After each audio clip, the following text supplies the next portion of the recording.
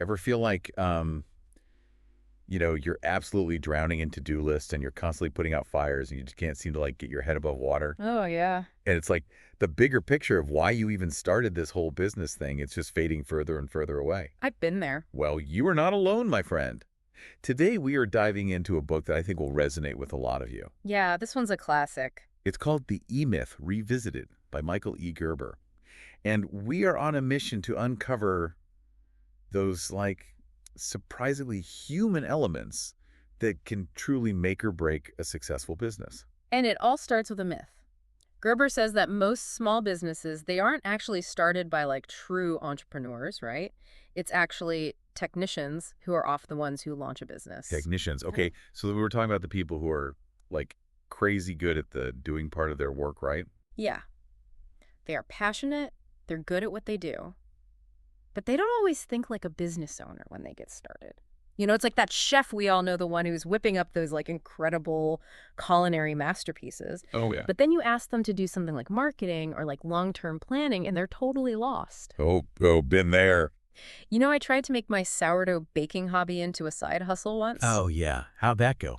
Let's just say that killer sourdough recipe does not automatically equal a thriving business.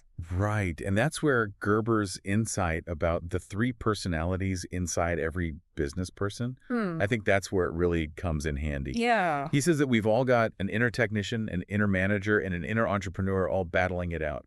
Okay, three personalities. Things are about to get interesting. Yeah. So how do those personalities usually like play out in a business? Well, that technician, Yeah.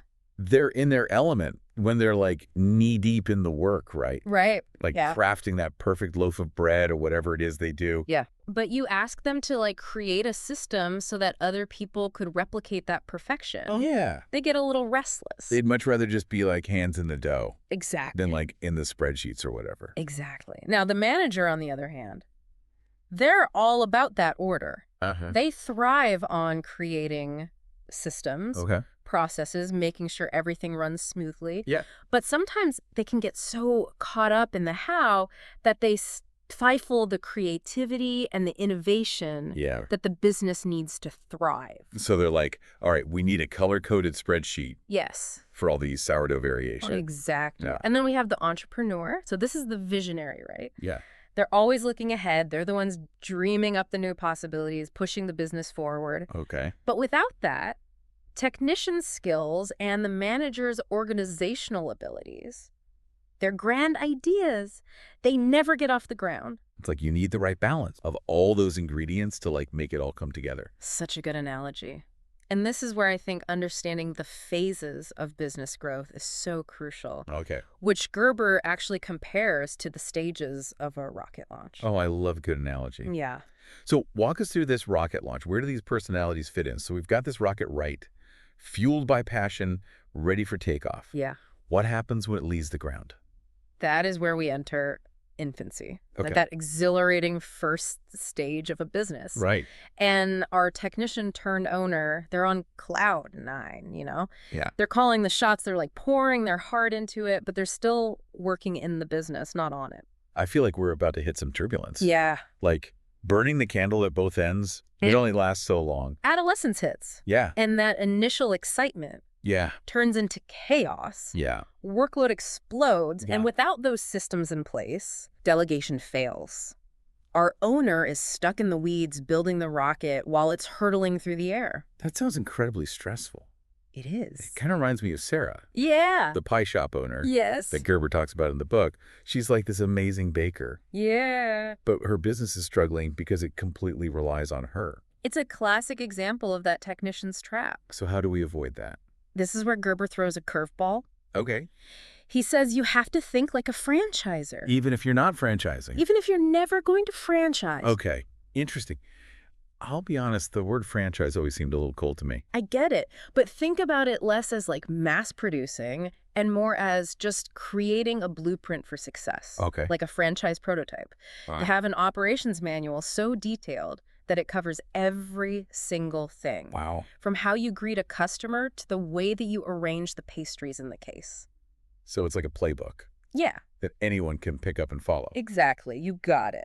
And it makes it a consistent experience no matter who is working that day. You got it.